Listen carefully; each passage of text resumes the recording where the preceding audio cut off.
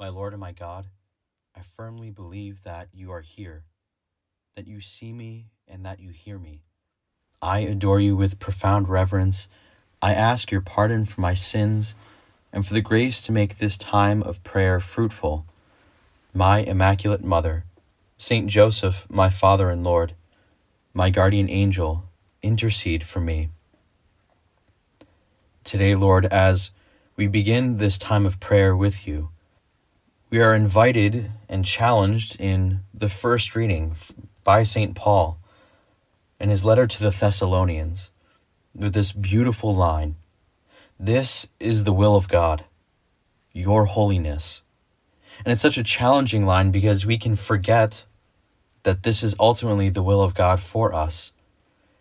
We can get so wrapped up in the present moment or so wrapped up in the cares and concerns, rather, of the present moment, that we forget that ultimately everything in our life is meant to help us achieve this one ultimate goal, this greatest reciprocation of your love for us, Jesus, that we strive for heaven with every action, with every word that we do and say.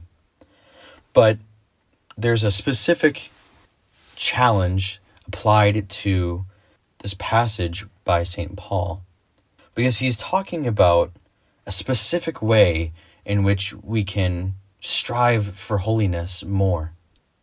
And so the question is, what would follow that? How do we do the will of God? Well, one way is, as he says, by refraining from immorality.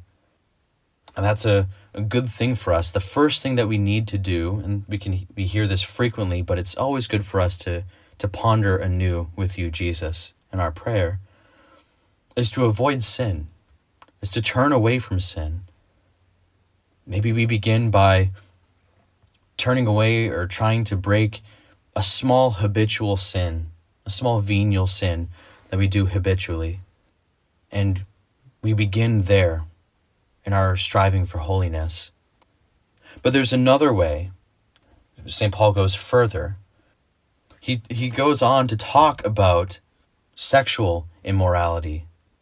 And this is a big problem for our day, and we realize that we're, as a larger society, really starting to understand the problem that sexual sins have caused a lot of people and society as a whole. But this isn't to discourage us. This is meant to call us on, that we once again hear these words, that this is the will of God for us, Lord. This is your will for us, our holiness, our being with you for all eternity in heaven. And when we lose sight of that, we can hear the words of a couple of saints. So St. Ursula beautifully said that holiness does not demand anything great beyond the ability of the person. It depends on the love of God. Every daily act can be transformed into an act of love. And isn't that true for us in seeking our holiness? That we can make every act an act of love, an act of witnessing of your love for us to the world. And one way we can do this is by living a chaste life. It takes a lot. It takes a lot of courage, and it's bold to live a chaste life. But this is what we are called to. We are called to chastity with regard to our state in life, whether we are a single person, we are married, whether we're a priest or religious. There's a particular call to chastity found within our particular state in life. But even more than that, this then calls us to constant vigilance, right? Even in the first letter of St. Peter, he calls us to stay sober and alert, right? That we are not to get caught off guard by the enemy, because we know the prevalence of temptation all around us, and we know of society's disregard for anyone really trying to live a virtuous life in this regard. But for us, then we can also have the challenge of the present moment. So what is the will of God for us in this present moment? Well, you tell us, Jesus. You tell us it is our holiness. And this is echoed by Saint Jose Maria when he says that the will of God is found in the present moment. It's a bit of a paraphrase, but it's true. The present moment is where we can find the will of God for us. So today, Lord, we wish to turn away from sin. Maybe we can begin by that smallest venial sin that we do habitually. Maybe it's even something like curbing our language, telling jokes that are better, that are in better humor, not poor in taste. Whether it's, not getting angry when we get cut off in traffic, whatever the case is, that we can begin there, so that we can find the strength in us, aided by your grace, Lord, to challenge more difficult, more prevalent sins that we see around us, or things that we might be tempted to. St. Paul is really trying to get the people to understand how bad sexual sin is. But there's a deeper point to be made. He's trying to emphasize the desire for purity, the desire to truly love another. And so, Lord, we wish to be pure of heart. We wish to be able to love you with everything that we have. This is what striving for holiness looks like. By loving you with all of our heart, all of our soul, and all of our strength.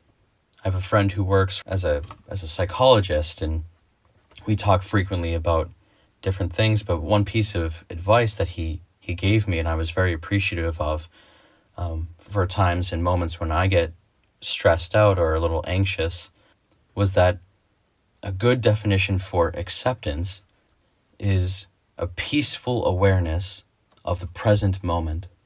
A peaceful awareness of the present moment. And so, Lord, we understand that a peaceful awareness of the present moment is to always be aware of your presence here with us, that in every moment you are here with us. And with peace beyond all understanding, we can accept that, aided by your grace, aided by our awareness of your love for us particularly. And from that peace, from that understanding of the depth of your love, your unconditional, boundless love for us, we can then go forward, striving to do your will, striving for holiness, striving to sanctify every moment of our lives, because we do everything with you. Even the simplest chores we can do with you, offer them up for an intention, offer them up for a growth in virtue. Whatever it is, we can do it with you, so that every act, every daily act that's a part of our lives, we can do striving for holiness, striving to be with you, living now like we desire to live in heaven for all eternity. And so, Lord, we thank you for the gift of this day, this chance to once again be aware, this chance to once again be constantly vigilant in watching out for the things that tempt us, so that we can fight the small interior battles with the small habitual sins, and also ward off any of the bigger sins, any of the bigger temptations. And for many, it's a struggle with sexual sin or with impurity. And so we want to have a pure heart, a heart that resembles your heart. And so we turn to our mother, we turn to Our Lady, she whose immaculate heart so closely resembles your own. Wounded out of love, it desires to see us, her children, in heaven with her and with you, Lord, for all eternity. She who understood the will of God for her in her life, and in each moment of her life lived that out. Our Lady, our Mother, intercede for us that we may understand the will of God in our lives, our holiness, and strive after it every day with a pure heart, constantly seeking to live now like we desire to live in heaven, with you and with your Son for all eternity. I thank you, my God, for the good resolutions, inspirations, and affections which you have communicated to me in this time of prayer. I ask your help to put them into effect. My Immaculate Mother, Saint Joseph, my Father and Lord, my guardian angel, intercede for me.